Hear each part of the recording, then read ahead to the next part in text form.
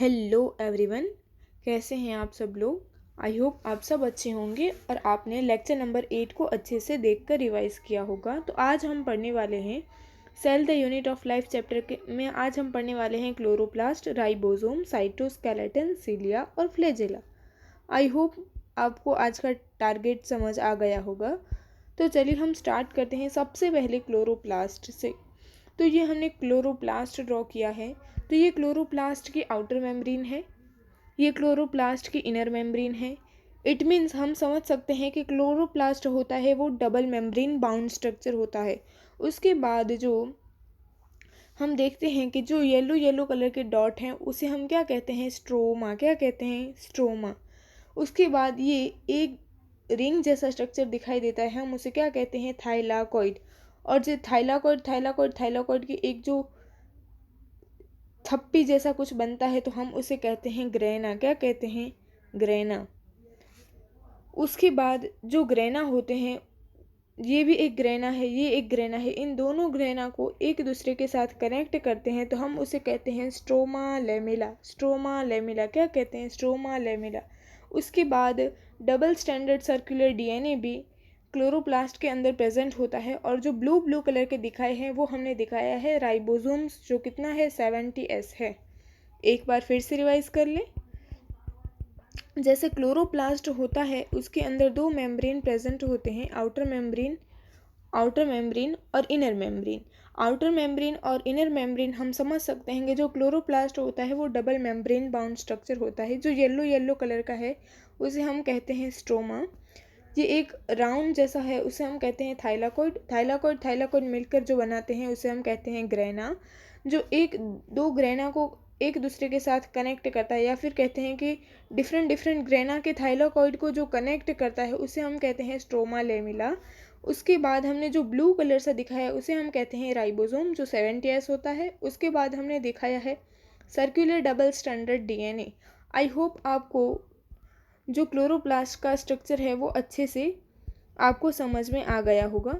तो अब हम पढ़ने वाले हैं क्लोरोप्लास्ट। तो मेरे साथ पॉइंट बनाकर लिखें। जो क्लोरोप्लास्ट होते हैं वो कहाँ पाए जाते हैं, तो हम लिखें क्लोरोप्लास्ट कहाँ पाए जाते हैं। तो हम लिखें majority chloroplast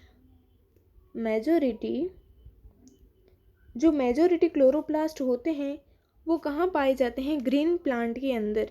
majority chloroplast green plant में पाए जाते हैं। कहाँ पाए जाते हैं, जो ग्रीन प्लांट होते हैं उसके अंदर क्लोरोप्लास्ट पाए जाते हैं। और सबसे ज़्यादा कहाँ पाए जाते हैं, मेसोफिल सेल्स, जैसे कि ग्रीन प्लांट में पाए जाते हैं, जैसे कि मेसोफिल सेल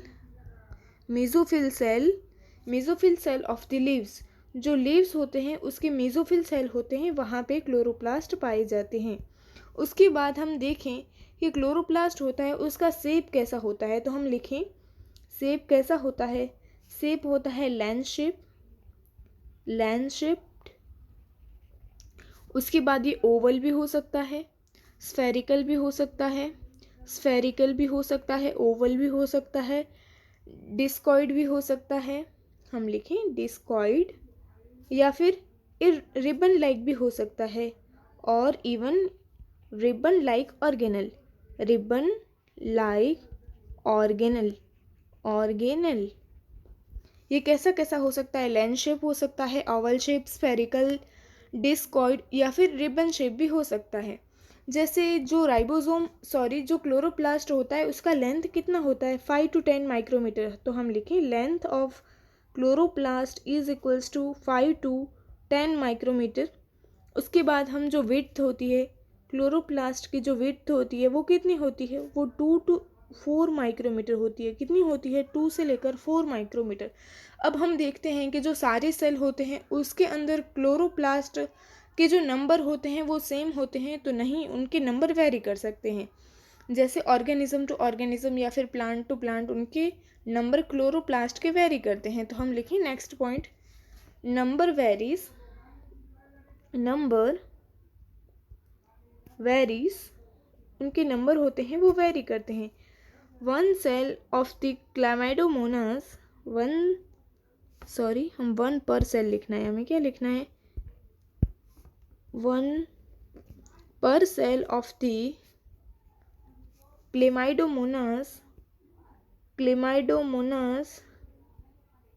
क्लेमाइडोमोनास क्या है, ग्रीन एल्गी है, क्या है, ग्रीन एल्गी।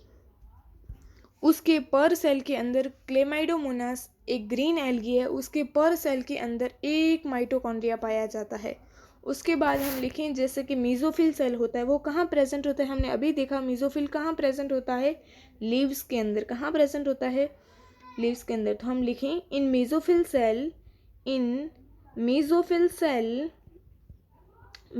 सेल होता है, उसमें कितने उसमें कितने क्लोरोप्लास्ट पाए जाते हैं, 20 से लेकर 40 पर सेल। एक सेल के अंदर, मीजोफिल सेल में एक सेल के अंदर 20 से लेकर 40 क्लोरोप्लास्ट पाए जाते हैं। उसके बाद हमने देखा था जो क्लोरोप्लास्ट था वो डबल मेम्ब्रेन बाउंड था, तो हम यही पॉइंट बना कर लिख लें। जैसे क्लोरोप्लास्ट कैसा होता है, डबल मेम्ब्रेन बाउंड। जब हमने देखा था माइटोकॉन्ड्रिया वो भी डबल मेम्ब्रेन बाउंड था, तो हम लिखें डबल मेम्ब्रेन बाउंड स्ट्रक्चर होता है। जैसे कौन कौन से 2 मेम्ब्रेन होते हैं, आउटर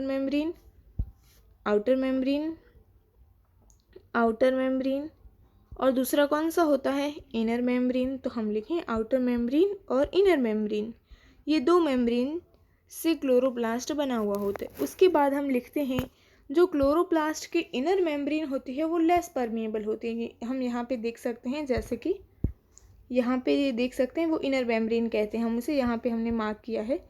तो जो इनर मेम्ब्रेन होती है वो कैसी होती है, लेस परमिएबल होती है।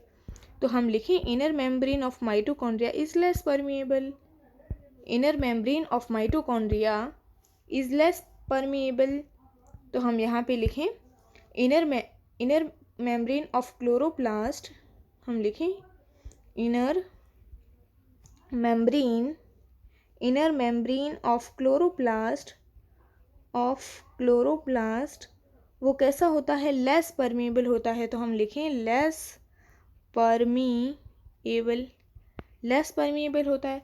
उसके बाद हम देखते हैं जो क्लोरोप्लास्ट की जो आउटर मेम्ब्रेन होती है वो कैसी होती है, वो बाउंड्रीज बनाती है। उसके बाद जो हम देखते हैं कि जो इनर मेम्ब्रेन होती है क्लोरोप्लास्ट की, उसके अंदर जो स्पेस होता है उसे हम क्या कहते हैं, स्ट्रोमा कहते हैं। हमने यहाँ पे देखा था जो इनर मेम्ब्रेन के अंदर जो स्पेस है उसे हमने क्या कहा, स्ट्रोमा कहा था। तो वो भी पॉइंट हम लिख लें।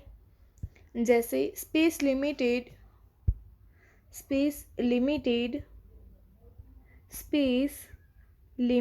बाय inner membrane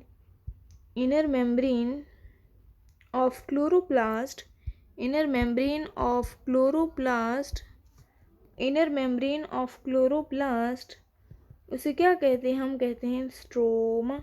उसके बाद जो मेम्ब्रेनस सैक होते हैं उसे हम क्या कहते हैं, थाइलाकॉइड। जो हमने देखा था वो कैसे होते हैं, मेम्ब्रेन बाउंड होते हैं, तो हम इसे क्या कहते हैं, मेम्ब्रेनस सैक्स। तो हम लिखें फ्लैटेंड कैसे होते हैं, फ्लैट होते हैं, तो हम लिखें फ्लैटेंड मेम्ब्रेनस सैक होते हैं, उसे हम क्या कहते हैं, थाइलाकॉइड। वो कहाँ प्रेजेंट होते हैं, प्रेजेंट इन दी स्ट्रोमा के अंदर प्रेजेंट होते हैं। जैसे हमने ये बना लिए थाइलाकॉइड, ये एक थाइलाकॉइड है, ये दूसरा थाइलाकॉइड है, ये तीसरा थाइलाकॉइड है, ये ऐसे मिलते हैं तो हम उसे क्या कहते हैं, हम उसे कहते हैं ग्रेना। क्या कहते हैं, ग्रेना। आई होप आपको समझ में आया होगा। उसके बाद नेक्स्ट पॉइंट लिखते हैं, जैसे जो थाइलाकॉइड होते हैं वो एक दूसरे के ऊपर प्रेजेंट होते हैं, जैसे हम एक दूसरे को के ऊपर कॉइन रखते हैं ना, ऐसे वो प्रेजेंट होते हैं। तो यही पॉइंट एनसीईआरटी ने हमसे कहा है, तो हम लिख लें थाइलाकॉइड्स। लिखें थाइलाकॉइड्स कैसे अरेंज होते हैं, अरेंज्ड कैसे होते हैं, stacks like the piles, stacks like the piles of coins, जैसे कॉइन्स एक दूसरे के ऊपर लगे होते हैं वैसे थाइलाकॉइड लगे होते हैं, जिसे हम क्या कहते हैं, कॉल्ड ग्रेना। जो हमने अभी देखा, ग्रेना जो सिंगुलर होता है उससे हम क्या कहते हैं, ग्रेनम। ग्रेनम सिंगुलर को हम क्या कहते हैं, ग्रेनम। और इनर ग्रेनल थाइलाकॉइड, या फिर क्या प्रेजेंट होता है, inner granal thylakoid. I hope आपको समझ आया होगा। उसके बाद हम लिखें जो स्ट्रोमा लेमेले होता है, जो डिफरेंट डिफरेंट ग्रेना के थाइलाकॉइड को एक दूसरे के साथ कनेक्ट करता है, उसे हम क्या कहते हैं, स्ट्रोमा लेमिला।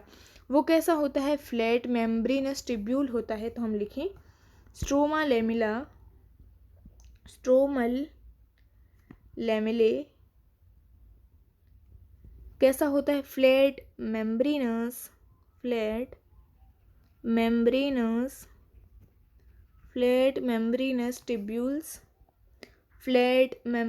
ट्यूब्यूल्स होते हैं। वो क्या करते हैं, कनेक्टिंग, किसे कनेक्ट करते हैं, connecting the thylakoids of the different grain,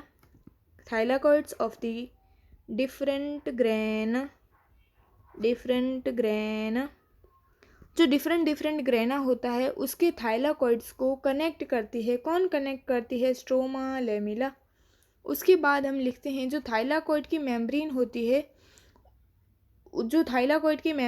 है उसके बीच के स्पेस को हम क्या कहते हैं, ल्यूमेन। तो हम लिखें thylakoids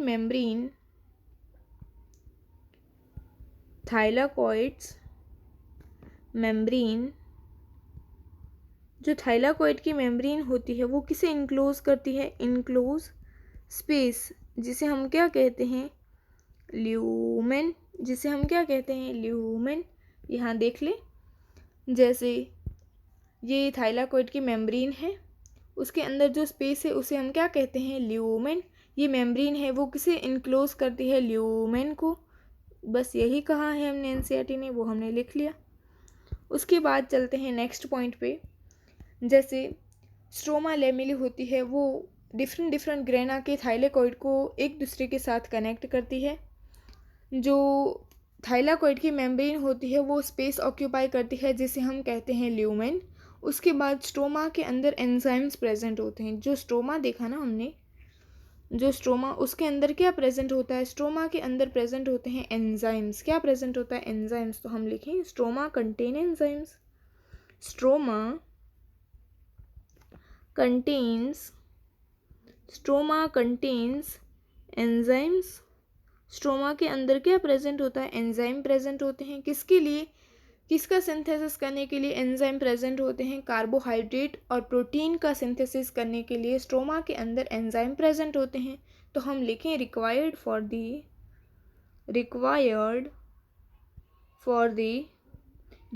for the synthesis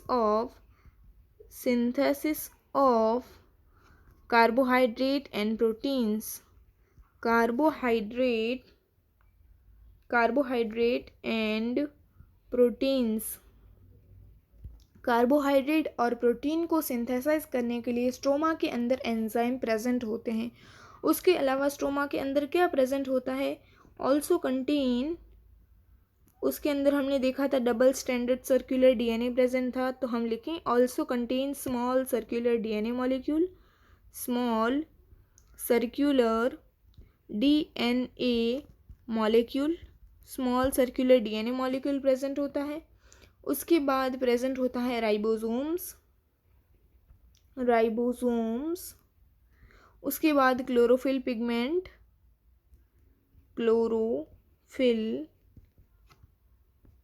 present होता है। क्लोरोफिल पिगमेंट प्रेजेंट होता है। क्या क्या प्रेजेंट होता है, double circular small circular double standard DNA molecule present होता है, राइबोसोम प्रेजेंट होते हैं, क्लोरोफिल पिगमेंट भी प्रेजेंट होता है। क्लोरोफिल पिगमेंट प्रेजेंट होता है ना, वो स्ट्रोमा के अंदर नहीं होता है, क्लोरोफिल पिगमेंट थाइलाकॉइड के अंदर प्रेजेंट होता है। यहाँ पे लिख लें हम। जो क्लोरोफिल पिगमेंट प्रेजेंट होता है वो थाइलाकॉइड के अंदर प्रेजेंट होता है, तो हम लिखें chlorophyll pigment are present in the thylakoids, thylakoids के अंदर क्लोरोफिल पिगमेंट प्रेजेंट होते हैं। उसके अलावा हम देखते हैं स्ट्रोमा होता है, उसके अंदर एंजाइम प्रेजेंट होते हैं प्रोटीन और कार्बोहाइड्रेट को सिंथेसिस करने के लिए। उसके अलावा small circular DNA molecule present होता है, राइबोसोम प्रेजेंट होता है। उसके बाद क्लोरोफिल पिगमेंट थाइलाकॉइड के अंदर प्रेजेंट होता है। जो क्लोरोप्लास्ट होता है उसके अंदर राइबोसोम्स प्रेजेंट होते हैं। यहाँ पे हमने लिखा, तो वो राइबोसोम्स कैसे होते हैं, तो हम लिखें क्लोरोप्लास्ट राइबोसोम्स, जो क्लोरोप्लास्ट के राइबोसोम्स होते हैं, जो क्लोरोप्लास्ट के राइबोसोम्स होते हैं वो कैसे होते हैं, 70S होते हैं। कैसे होते हैं, 70S होते हैं। स्मॉलर होते हैं, किससे, जो साइटोप्लाज्मिक राइबोसोम्स होते हैं उससे क्लोरोप्लास्ट के राइबोसोम स्मॉलर होते हैं। तो स्मॉलर देन साइटोप्लाज्मिक राइबोसोम्स। जो राइबोसोम साइटोप्लाज्म में प्रेजेंट होता है उससे क्लोरोप्लास्ट के अंदर राइबोसोम प्रेजेंट होते हैं वो स्मॉलर होते हैं। तो साइटोप्लाज्मिक राइबोसोम्स कितने होते हैं, वो साइटोप्लाज्मिक राइबोसोम्स 80S होते हैं। आई होप आपको क्लोरोप्लास्ट वाला पूरा टॉपिक अच्छे से समझ आया होगा। एक बार हम और उसे क्विकली रिवाइज कर लें। जैसे हमने यहाँ पे देखा कि क्लोरोप्लास्ट के अंदर आउटर मेम्ब्रेन प्रेजेंट है, इनर मेम्ब्रेन प्रेजेंट है, स्ट्रोमा लेमिला प्रेजेंट है। उसके बाद हम उसे थाइलाकॉइड कहते हैं। डबल सर्कुलर डीएनए प्रेजेंट है, राइबोसोम प्रेजेंट है, स्ट्रोमा प्रेजेंट है, ग्रेना प्रेजेंट है। आई होप आपको इतना समझ आया होगा। उसके बाद हम नेक्स्ट पॉइंट पे जाते हैं। उसके बाद हम देखा था जो मेजोरिटी क्लोरोप्लास्ट होते हैं वो कहाँ पाए जाते हैं, ग्रीन प्लांट के अंदर मीजोफिल सेल में पाए जाते हैं। वो मीजोफिल सेल लीफ के अंदर पाए जाते हैं।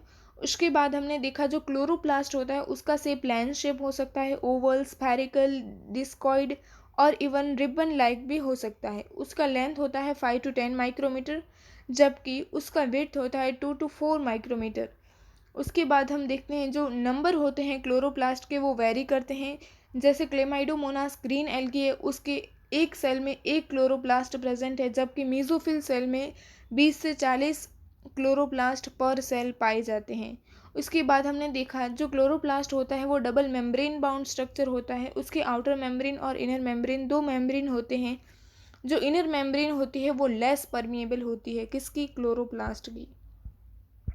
उसके बाद हम चलते हैं, जैसे जो स्पेस होता है जो इनर मेम्ब्रेन से बाउंडेड होता है उसे हम स्ट्रोमा कहते हैं। जो फ्लैटेंड मेम्ब्रेनस सैक्स होते हैं उसे हम थाइलाकॉइड कहते हैं, जो स्ट्रोमा के अंदर प्रेजेंट होते हैं। उसके बाद हम लिखें थाइलाकॉइड्स होते हैं वो कैसे अरेंज होते हैं, stocks like the piles of coins called granas. इसे सिंगुलर को क्या कहते हैं, ग्रेनम कहते हैं, या फिर इनर ग्रेन्यूलर थाइलाकॉइड। वो कॉइन होते हैं ना एक के ऊपर एक, कैसे होते हैं वैसे ही थाइलाकॉइड्स अरेंज होते हैं। उसके बाद हमने लिखा था स्ट्रोमल लेमिला कैसे होते हैं, फ्लैट मेम्ब्रेनस ट्यूब्यूल्स होते हैं।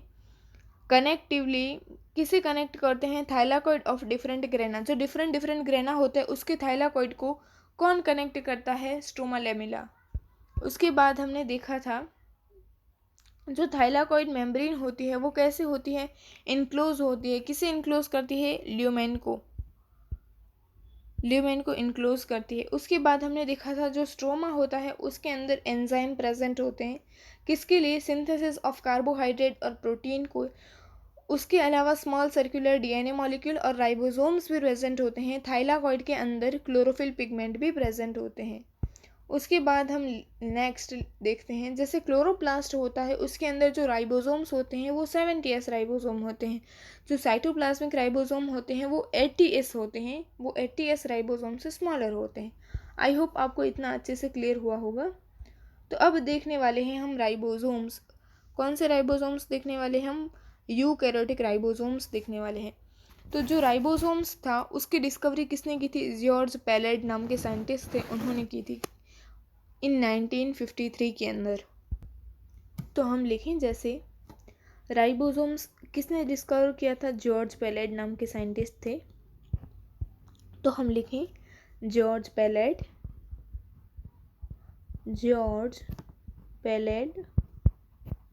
नाम के साइंटिस्ट थे। इन 1953 के अंदर उन्होंने डिस्कवर किया था। उन्होंने राइबोसोम्स को कैसा बताया? ग्रैनुलर स्ट्रक्चर किसके अंदर ऑब्जर्व किया? इलेक्ट्रॉन माइक्रोस्कोप के अंदर। और उन्होंने बताया कि जो राइबोसोम्स है वो डेंस पार्टिकल है। तो हम लिखें राइबोसोम्स ग्रैनुलर स्ट्रक्चर। राइबोसोम्स कैसा स्ट्रक्चर है? ग्रैन्युलर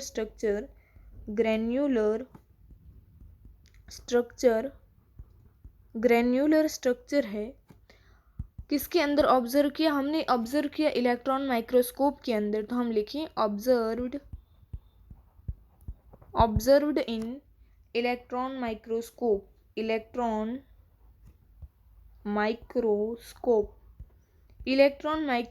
के अंदर हमने ऑब्जर्व किया कि राइबोसोम है वो ग्रैन्युलर स्ट्रक्चर है और वो कैसा पार्टिकल है? डेंस पार्टिकल है।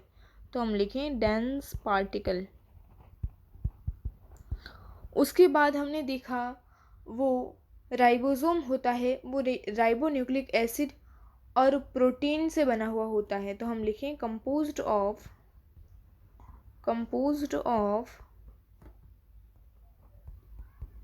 राइबोन्यूक्लिक एसिड जिसे हम आरएनए कहते हैं, और प्रोटीन्स किससे बना हुआ होता है? राइबोन्यूक्लिक एसिड और प्रोटीन से बना हुआ होता है।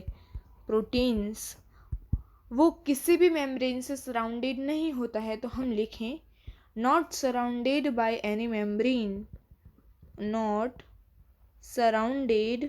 बाय एनी मेम्ब्रेन, किसी भी मेम्ब्रेन से वो सराउंड नहीं होता है। उसके बाद जो यूकैरियोटिक राइबोसोम होते हैं वो 80S होते हैं, जबकि प्रोकैरियोटिक राइबोसोम 70S होते हैं। तो हम लिखें यूकैरियोटिक राइबोसोम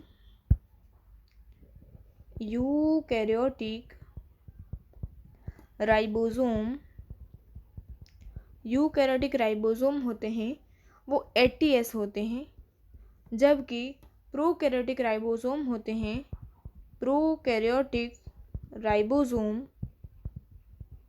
वो 70S होते हैं। प्रोकैरियोटिक राइबोसोम कैसे होते हैं? 70S होते हैं। उसके बाद हम लिखते हैं जैसे 80S राइबोसोम होते हैं वो 2 सब यूनिट के बने हुए होते हैं। 70S राइबोसोम वो भी 2 सब यूनिट के बने हुए होते हैं। तो हम लिख सकते हैं कि ईच राइबोसोम हैव 2 सब यूनिट्स। तो हम पॉइंट बनाकर लिखें ईच राइबोसोम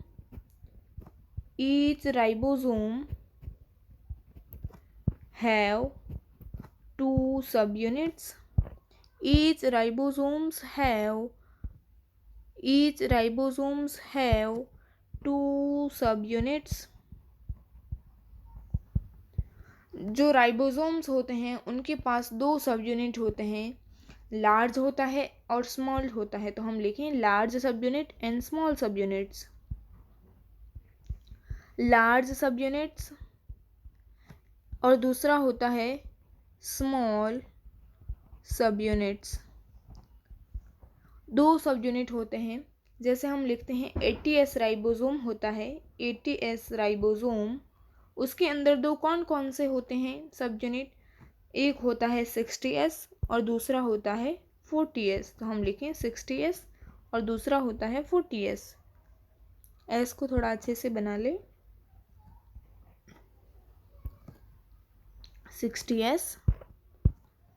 60S और 40S।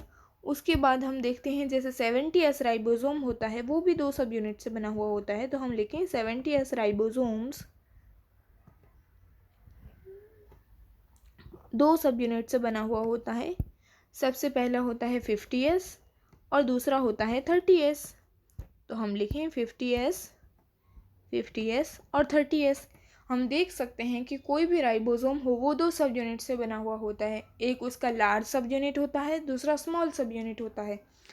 80S राइबोसोम 60S और 40S सब यूनिट से बना हुआ होता है। जो 60S है वो उसकी लार्ज सब यूनिट है, जबकि 40S उसकी स्मॉल सब यूनिट है। उसके बाद हम देख सकते हैं 70S राइबोसोम्स होते हैं, वो 50S और 30S राइबोसोम से मिलकर बने हुए होते हैं। तो 50S उसका लार्ज सब यूनिट होगा और 30S उसका स्मॉल सब यूनिट होगा। तो हम देखते हैं वो S हम लिखते हैं 40S 60S 50S 30S। तो वो S क्या है? वो S है स्वेडबर्ग यूनिट।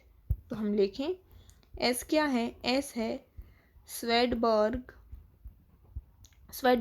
यूनिट। वो किसका मेजर करती है? साइज और डेंसिटी का। तो हम लिखें indirect measure of size and density। Indirect measure of size and density किसका मेजर करती है? साइज और डेंसिटी का मेजर करती है, या फिर हम उसे सेडिमेंटेशन कोफिशिएंट भी कह सकते हैं, या क्या कह सकते हैं? Sedimentation coefficient. क्या कह सकते हैं? सेडिमेंटेशन कोफिशिएंट भी कह सकते हैं। आई होप आपको समझ आया होगा। जो राइबोसोम होता है वो दो सब यूनिट से मिलकर बना हुआ होता है, लार्ज सब यूनिट और स्मॉल सब यूनिट। जो एस होता है उसे हम कहते हैं स्वेडबर्ग यूनिट या फिर कहते हैं सेडिमेंटेशन कोफिशिएंट। वो किसका मेजर करता है? साइज और डेंसिटी का। तो हम लिख सकते हैं कि both 70S and 80S ribosomes are composed of 2 सब यूनिट्स। तो छोटा सा पॉइंट बनाकर लिख लें, both 70S and 80S ribosomes are composed of 2 subunits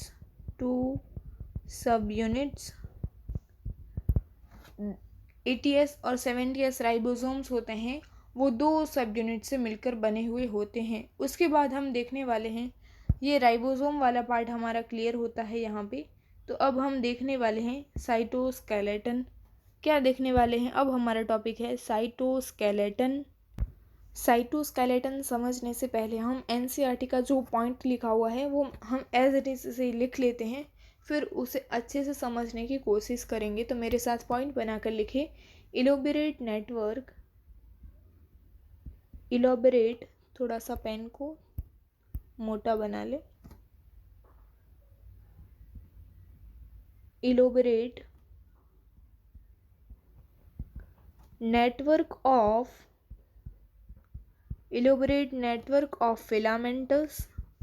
filamentous proteinaceous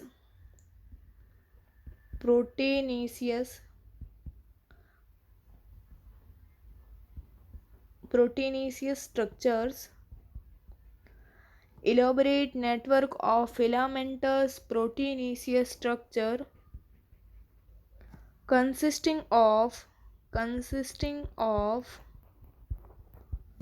क्या कंसिस्ट करता है? माइक्रोट्यूब्यूल्स माइक्रोफिलामेंट्स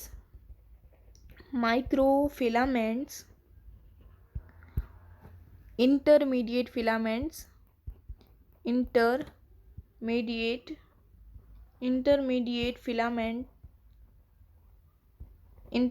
filament प्रेजेंट होते हैं।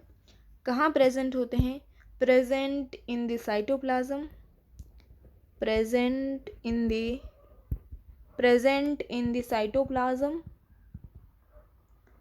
is collectively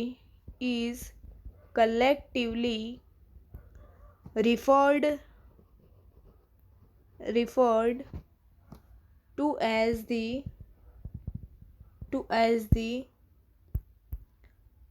cytoskeleton।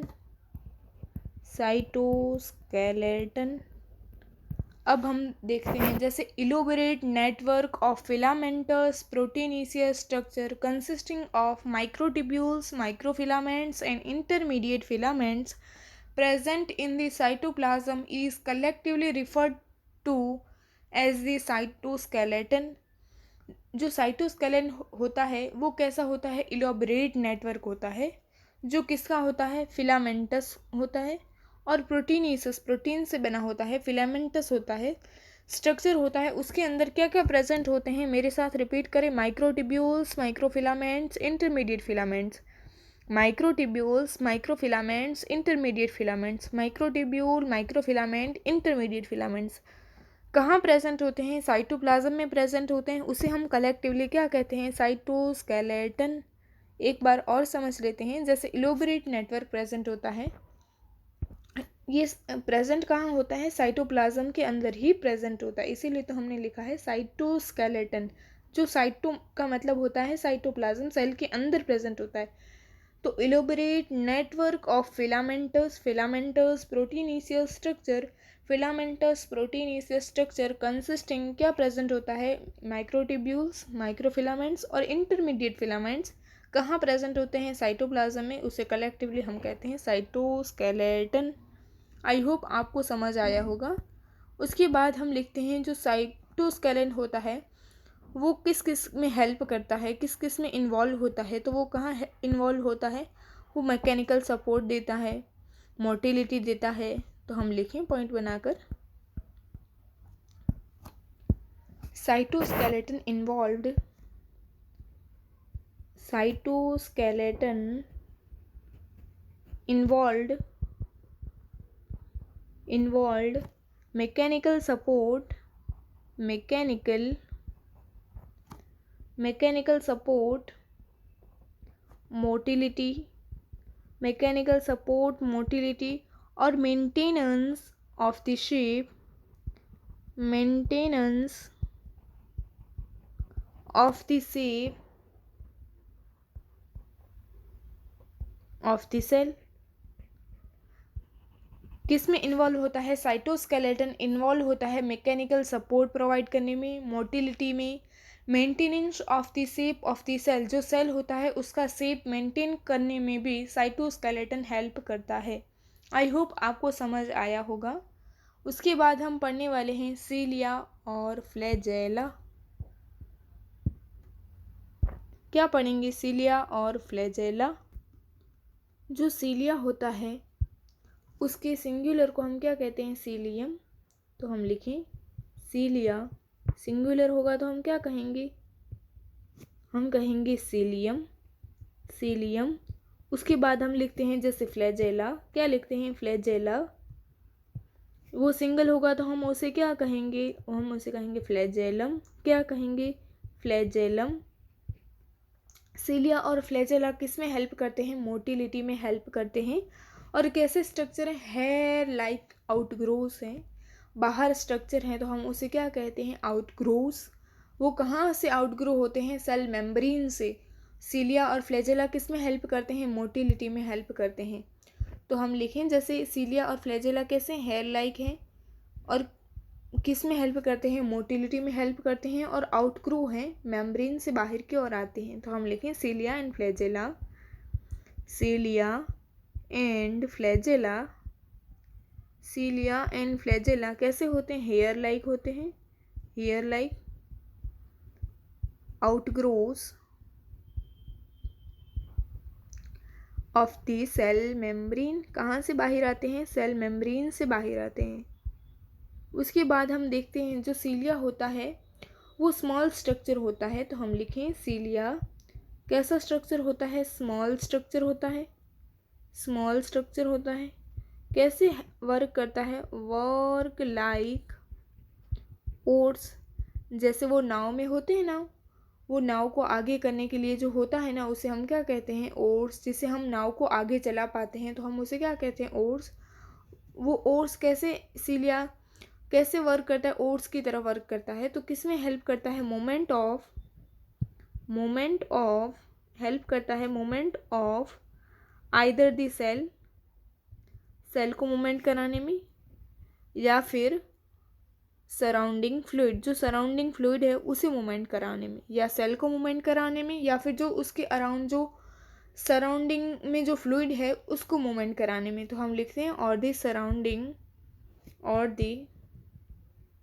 Surrounding fluid जो फ्लूइड सराउंड होता है उसे भी वो मूव कराने में, मूवमेंट कराने में हेल्प करते हैं। वो कौन हेल्प करता है? फ्लैजेला। जो फ्लैजेला होता है वो कंपैरेटिवली कैसा स्ट्रक्चर होता है? लॉन्ग स्ट्रक्चर होता है। तो हम लिखें फ्लैजेला कंपैरेटिवली लार्ज। तो हम लिखें फ्लैजेला कैसा होता है? कंपैरेटिवली कैसा स्ट्रक्चर होता है? कंपैरेटिवली लॉन्गर स्ट्रक्चर होता है। उसके बाद हम लिखें वो किसके लिए रिस्पॉन्सिबल होता है? वो रिस्पॉन्सिबल होता है मूवमेंट के लिए। तो हम लिखें responsible for the cell movement. Cilia और फ्लैजेला दोनों वर्क कैसे करते हैं? मूवमेंट कराने में वर्क करते हैं। उसके बाद हम लिखते हैं जो प्रोकैरियोटिक बैक्टीरिया होता है उसके अंदर भी फ्लैजेला पाया जाता है, बट वो यूकैरियोटिक फ्लैजेला से स्ट्रक्चरली डिफरेंट होता है। तो हम लिखें prokaryotic bacteria possess. Prokaryotic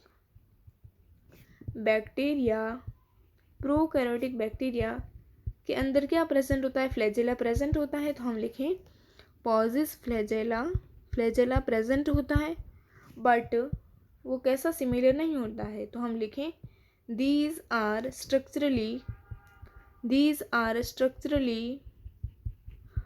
different from that of eukaryotic flagella. जो यूकैरियोटिक फ्लैजेला है वो प्रोकैरियोटिक फ्लैजेला से स्ट्रक्चरली डिफरेंट होता है, बट प्रोकैरियोटिक फ्लैजेला भी पाया जाता है प्रोकैरियोटिक सेल में, और यूकैरियोट में भी फ्लैजेला पाया जाता है। तो हम लिखें that of the eukaryotic flagella.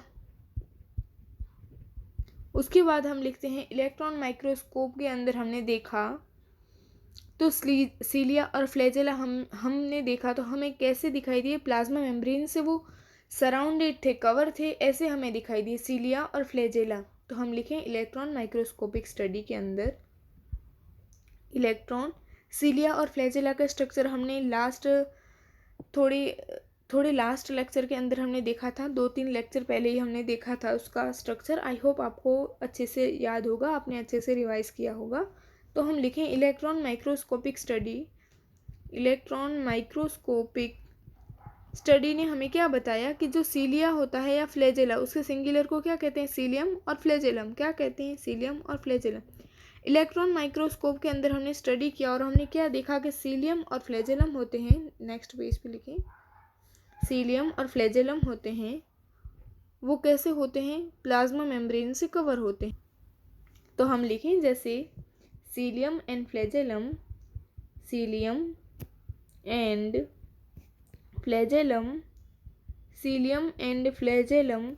show that they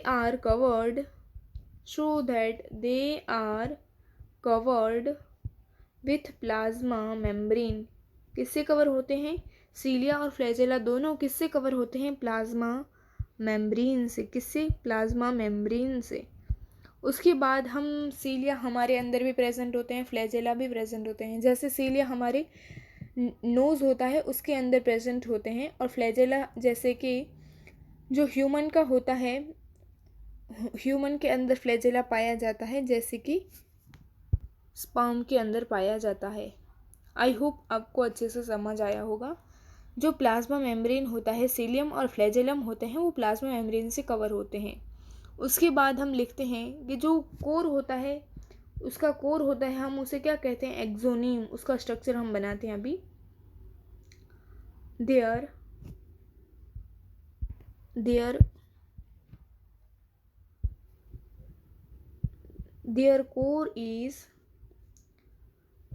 core को हम क्या कहते हैं? There core called axoneme.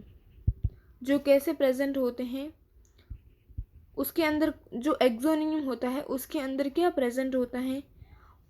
Possess a number of microtubules present होते हैं। A number of microtubules present होते हैं, जो कैसे होते हैं? रनिंग, एक दूसरे के पैरेलल होते हैं। तो हम लिखें running parallel to the long axis.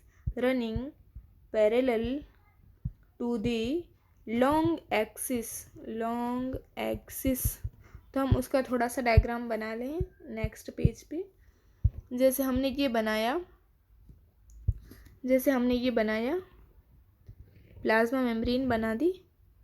उसके नीचे क्या होता है, यहाँ प्रेजेंट होता है बेसल बॉडी। सीलिया और फ्लैजेला के नीचे क्या प्रेजेंट होता है, बेसल बॉडी प्रेजेंट होता है। तो हम यहाँ से जैसे बनाते हैं तो हम एक्सोनीम बना लें। जैसे जो कैसे स्ट्रक्चर होते हैं, पैरेलल स्ट्रक्चर होते हैं माइक्रोट्यूब्यूल्स के। तो हम ये बना लिए माइक्रोट्यूब्यूल्स। हमने ये बना लिया माइक्रोट्यूब्यूल्स बना ले। जो पिंक पिंक कलर का हमने यहाँ पे दिखाई दिया है वो क्या है, प्लाज्मा मेम्ब्रेन। क्या है, प्लाज्मा मेम्ब्रेन।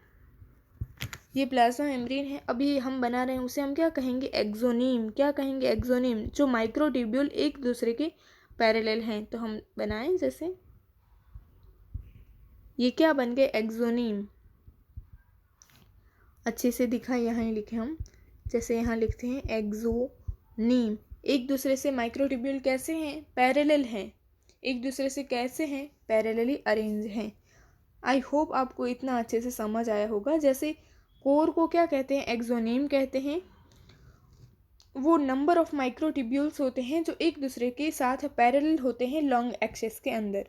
उसके बाद हम लिखते हैं जो एक्सोनीम होता है उसकी अरेंजमेंट कैसे होती है। तो हम लिखें एक्सोनीम, या लॉन्ग एक्सिस तक हमने यहाँ पे लिख लिया। हाँ, अब हम लिखते हैं नेक्स्ट पॉइंट बनाकर, axoneme usually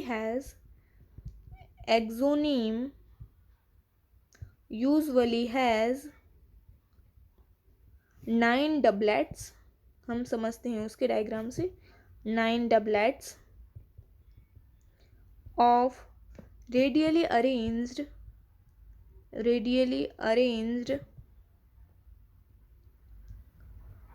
peripheral microtubules।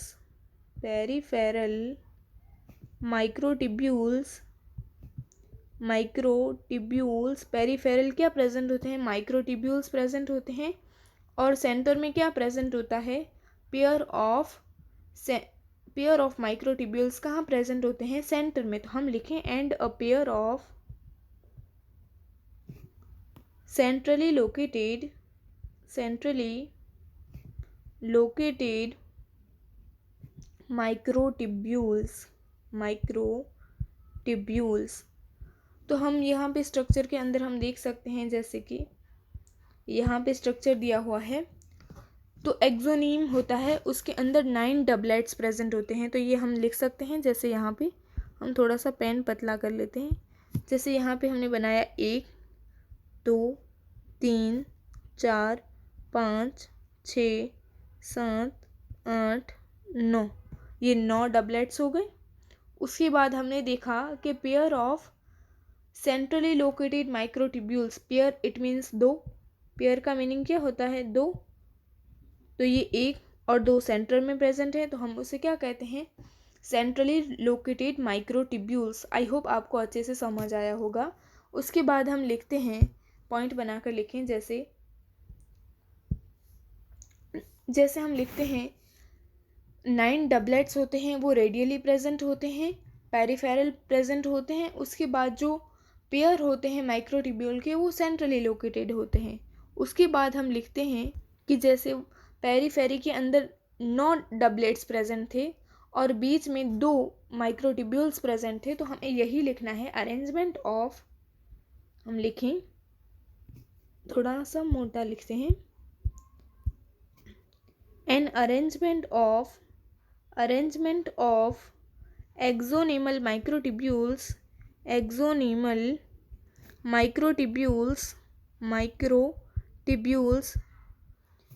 is referred to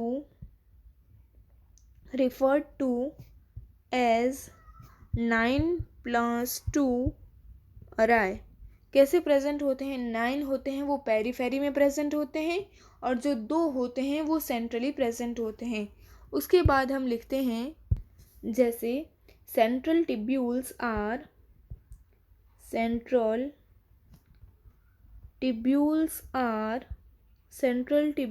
are connected by bridges कैसे कनेक्ट होते हैं, ब्रिज से कनेक्टेड होते हैं। और इनक्लोज किससे होते हैं, इनक्लोज होते हैं सेंट्रल सीथ से। तो हम लिखें and enclosed by central sheath, central sheath से वो इनक्लोज होते हैं। तो हम यहाँ पे देख लेते हैं। जैसे यहाँ पे हमने देखा था जो 9 डबलेट थे वो पेरीफेरी में प्रेजेंट थे, 2 थे वो सेंट्रली अरेंज्ड थे। उसके बाद हमने देखा कि जो सेंट्रली टिब्यूल्स होते हैं वो एक दूसरे के साथ ब्रिज से कनेक्टेड होते हैं, ये ब्रिज से कनेक्टेड है। उसके बाद हमने देखा जो सेंट्रल सीथ प्रेजेंट होती है, ये रेड कलर की दिखाई पड़ती है, उसे हम क्या कहते हैं, उसे हम कहते हैं सेंट्रल सीथ। उसे हम क्या कहते हैं, उसे हम कहते हैं सेंट्रल सीथ। आई होप आपको अच्छे से दिखता होगा अब सेंट्रल सीथ। ये 2 पिंक कलर के हमने बनाई है, उसे हम क्या कहते हैं, सेंट्रल सीथ। यहाँ पे दिखाई दिया है जैसे ये क्या है, सेंट्रल सीथ प्रेजेंट है। जो सेंट्रल टिब्यूल्स होते हैं वो एक दूसरे के साथ ब्रिज से कनेक्टेड होते हैं और सेंट्रल सीथ से इनक्लोज होते हैं। उसके बाद हम लिखते हैं जैसे सेंट्रल सीथ से इनक्लोज होते हैं, connected to one of the tubules, connected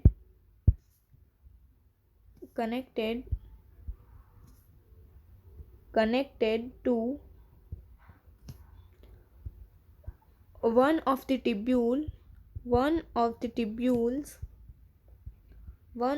tubules of each peripheral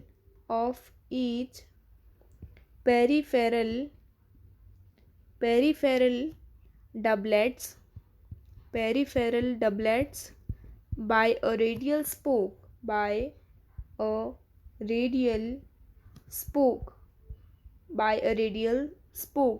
There are 9 radial spoke. जो रेडियल स्पोक होते हैं वो कितने होते हैं, 9 रेडियल स्पोक होते हैं। हम इसका अभी मीनिंग समझते हैं। 9 रेडियल स्पोक प्रेजेंट होते हैं। थोड़ा अच्छे से लिखें, यहाँ पे आएगा नहीं, तो हम लिखते हैं 9 क्या प्रेजेंट होते हैं, रेडियल स्पोक प्रेजेंट होते हैं। तो हम लिखें 9 radial spoke present, 9 radial spoke present होते हैं, 9 रेडियल स्पोक प्रेजेंट होते हैं। आई होप आपको इतना समझ आया होगा। जैसे हमने देख लिया था वो इनक्लोज कैसे होते हैं, सेंट्रल सीथ से इनक्लोज होते हैं। उसके बाद हम देखते हैं जैसे connected to one of the tubules of each peripheral doublets by a radial spoke.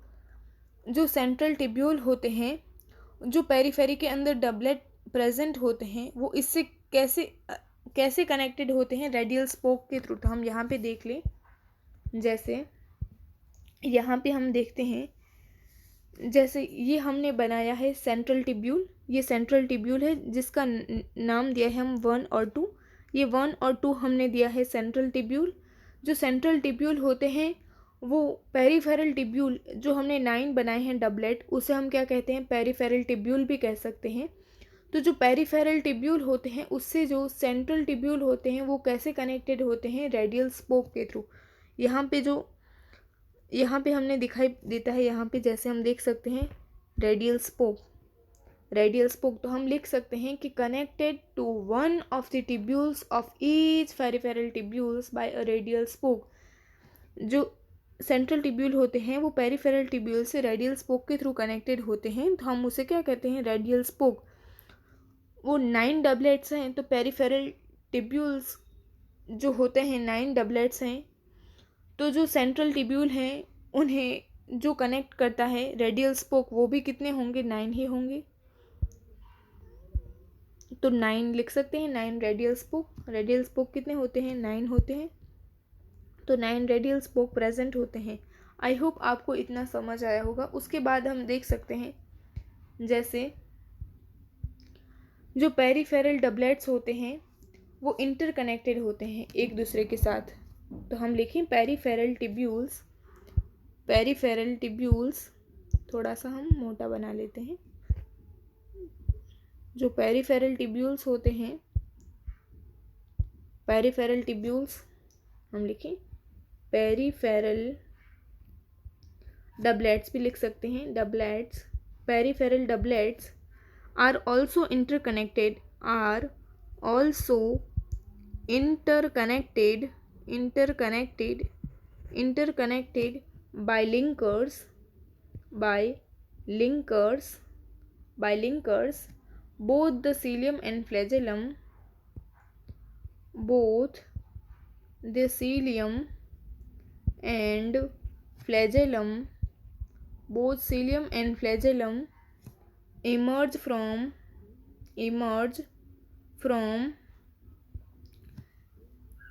centriole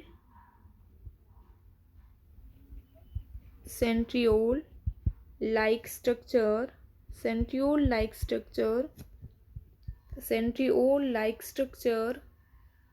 called the basal bodies.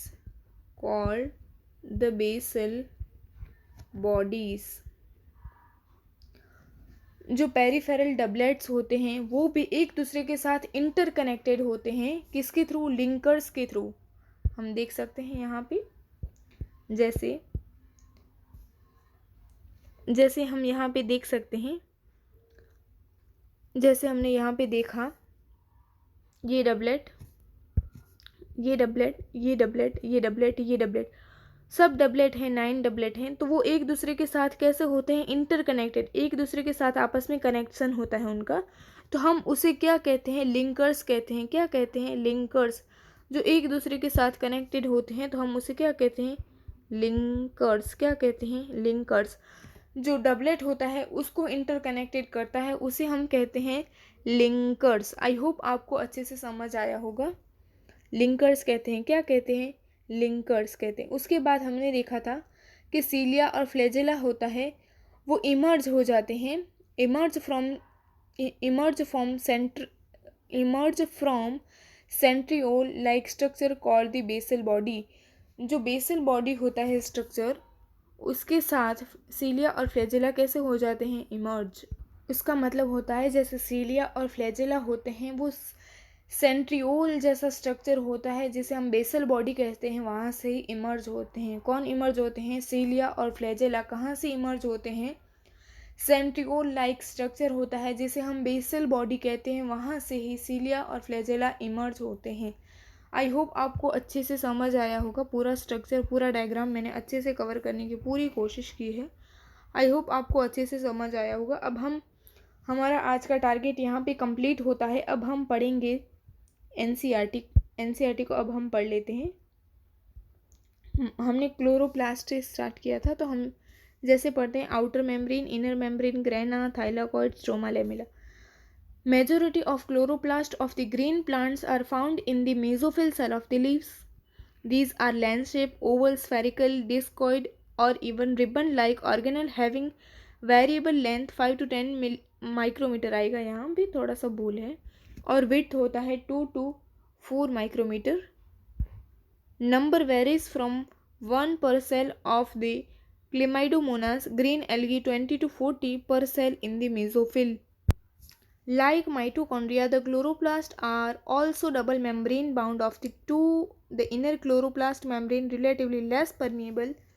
The space limited by inner membrane of the chloroplast is called the stroma. A number of organized flattened membranous sacs called thylakoids are present in the stroma. Thylakoids are arranged in stalks like piles of coins called grana, जिसे granum भी कह सकते हैं singular, और intergranal thylakoids. In addition, there are flat membranous tubules called the stroma lamella connecting the thylakoids of different grana. Membrane of thylakoid enclose a space called the lumen. Stroma of chloroplast contain enzyme required for the synthesis of carbohydrate and protein. Also contain small double-stranded circular DNA molecule ribosomes. Chlorophyll pigment are present in thylakoids. The ribosome of chloroplast small 70s, then the cytoplasmic ribosomes 80s. उसके बाद हम देखते हैं ribosomes. ये ribosomes की large सब unit है, ये स्मॉल सब यूनिट है, ये कंबाइन है. Ribosomes are the granular structure first observed under the electron microscope as dense particle by George Palade in 1953. They are composed of ribonucleic acid and proteins are not surrounded proteins and are not surrounded by any membrane. जो ribosome होता है वो किसी भी membrane से surround नहीं होता है. Eukaryotic ribosomes are 80S while the prokaryotic ribosomes are 70S. S is the stands for the sedimentation coefficient, indirectly measure of density and size. 70S and 80S ribosomes are composed of two subunits, cytoskeleton, an elaborate network of filamentous proteinaceous structure present in the cytoplasm. कैसा structure है? प्रोटीनीसियस है और filamentous है. कहाँ पे present है? Cytoplasm के अंदर प्रेजेंट है. Collectively referred to as cytoskeleton.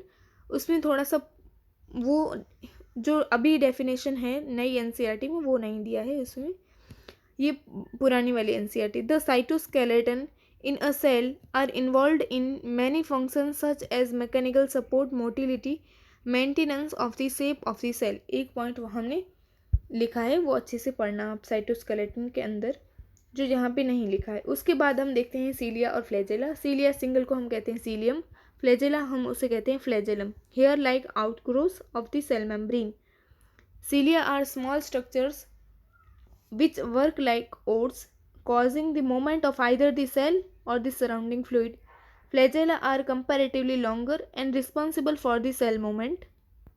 The prokaryotic bacteria also possess flagella, but these are structurally different from that of the eukaryotic flagella. Electron microscopic study of a cilium or the flagellum show that they are covered with plasma membrane. Their core, called axon, possesses a number of microtubules running parallel to long axis. The axoneme usually has 9 pairs of doublets of radially arranged peripheral microtubules. हमने देखा था जो axoneme होते थे वो हमने बनाए थे पैरेलल. आई होप आपको याद होता होगा, रिकॉल करिए आप.